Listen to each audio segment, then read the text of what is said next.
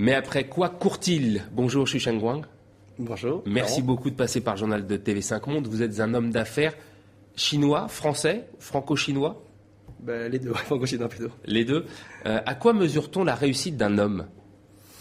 Disons que l'idéal, c'est de commencer tôt et finir tard. C'est peut-être pas mal. D'accord. Votre grand-oncle est arrivé à Marseille dans le sud de la France. Il avait fait plus de 30 jours de bateau.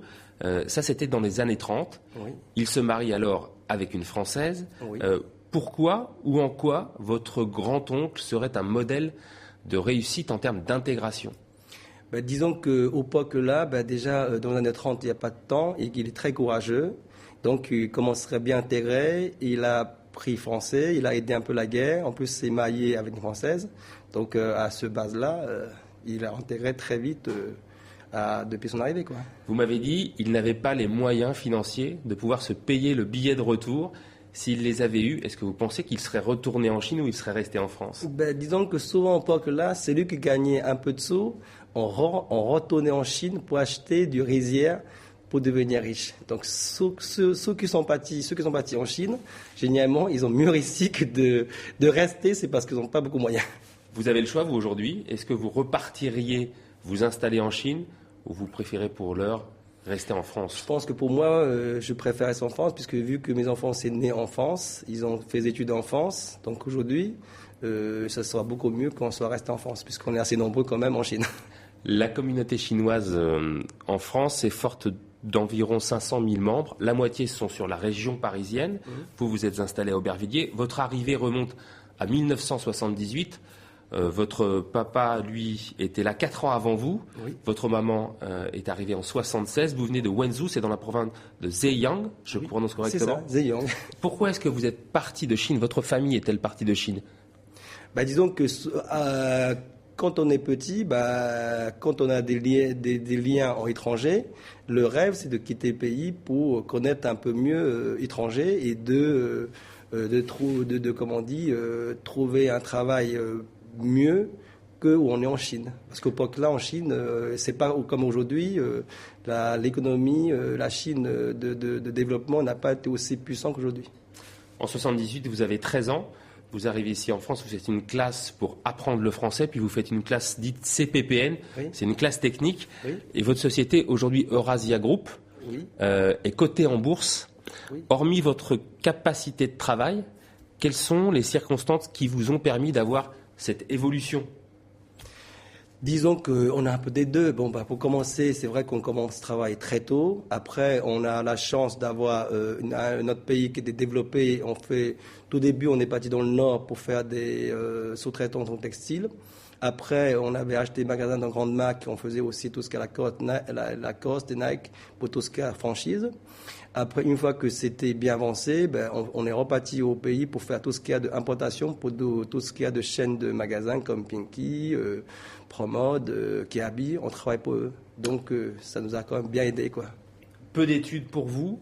Vos enfants, en revanche, font des études. Est-ce que c'est obligatoire aujourd'hui pour vous de faire des études ou vous considérez qu'on peut encore réussir sans aucun diplôme ?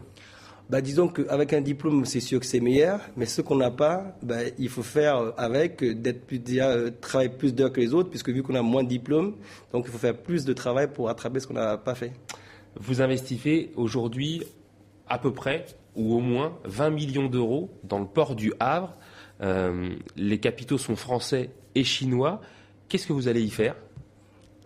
On va s'occuper pour mieux développer le port au Havre, vu que c'est un investissement qui était prévu avec le port de Havre, avec le service de développement du Havre qui souhaitait qu'on soit là-bas pour mieux développer. À Aubervilliers, on a quand même un secteur qui était très bien déjà développé au niveau économique et des boutiques showrooms pour vendre en Europe entière. Alors, ça veut dire que c'est la municipalité du Havre qui est venue vous chercher ? On ne va pas dire ça, c'est plutôt un échange, vu que les conteneurs se passent au Havre, ils ont bien vu que quasiment 80% de produits qui repartent dans la région parisienne et le plupart sont arrivés au Aubervilliers, premier coron du Nord, quoi. Qu'est-ce que ça veut dire ? Ça veut dire que c'est l'économie qui domine plutôt la vie politique, ou est-ce que c'est la vie politique qui oriente l'économie ?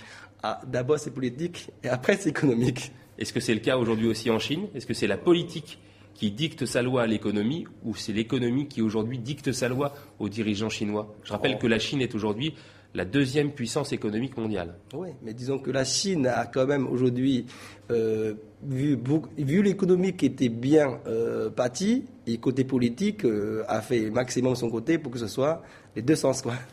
Vous m'avez concédé prendre très très peu de vacances. Vous m'avez dit que certaines années, vous avez fait jusqu'à 20 allers-retours entre la Chine et l'Europe, donne souvent des leçons sur les droits de l'homme à Pékin. Pour vous, en quoi est-ce que c'est juste ou injuste? Disons que les droits de l'homme, c'est déjà pas comparable, parce que nous, on a un pays quand même, 1,5 milliard de villes au village. Certaines arrivaient déjà des kilomètres différents. Donc, et puis on ne peut pas comparer celui qui vit en ville, que vous voulez soit même droit que celui qui vit en village, qui n'a jamais quitté son village, ils sont encore vie avec une bougie, il n'y a même pas lumière, il n'y a pas de technologie, et il vous donne même droit. Il va être pas content, et c'est lui qui vit à ville et vous donnerez droit de village. À mon avis, c'est pas pareil. Donc autant d'adopter les droits de l'homme, au moins c'est beaucoup plus satisfait de choisir de tout le monde équilibré dans le droit de l'homme. Vous avez 46 ans, enfant, vous me disiez n'avoir aucun souci, vous jouiez avec des cailloux, vous cueilliez des fruits dans les arbres.